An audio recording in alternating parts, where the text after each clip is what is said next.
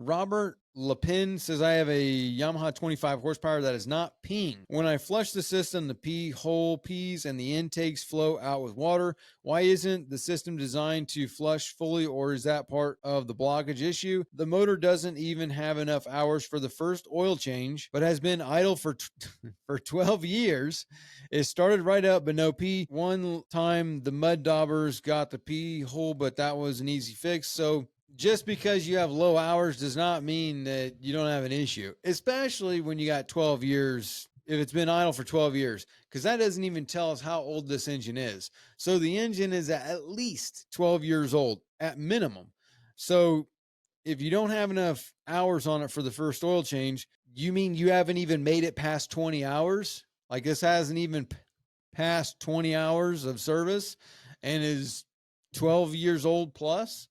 Or are you talking about the first oil change, like the first 100 hour, which, you know, again, I mean, we're talking about 12, 13, 14, 15-year-old engine here, because obviously the engine doesn't get used. Now, if it's not peeing, you got to think about the impeller.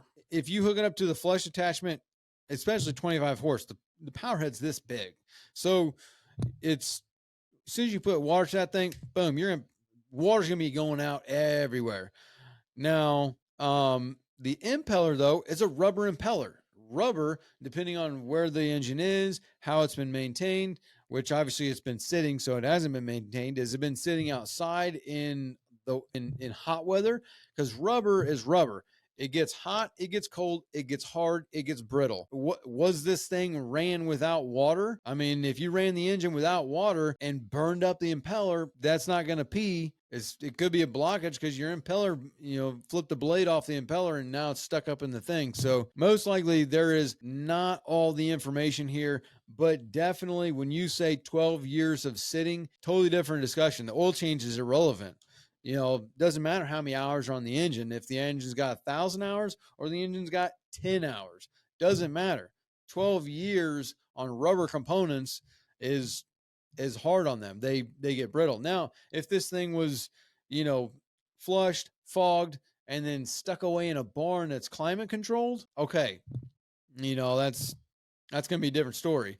But most likely something's missing here, like somebody started and ran the engine without any water, burned up the impeller, and it's been sitting for 12 years, or that happened right after, you guys got the boat.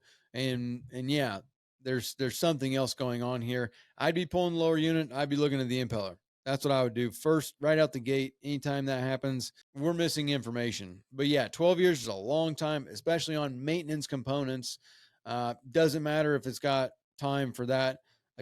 Again, first oil change, are we talking 20 hours? Because technically 20 hours is your first oil change. Brand new engine gets broken with a break-in period, and then 20 hours gets his first oil change, oil filter, oil, gear lube, seals, boom, done. And then at 100 hours, there's your first oil change. DJB will be your last one. He says, I think a cooler question would be what is faster, dual motors making 300 total horsepower or a contra rotating props on a single 300? I mean, application is key here because it totally depends on the application. In general, most of the time, the single 300 does better top end speed than the twins.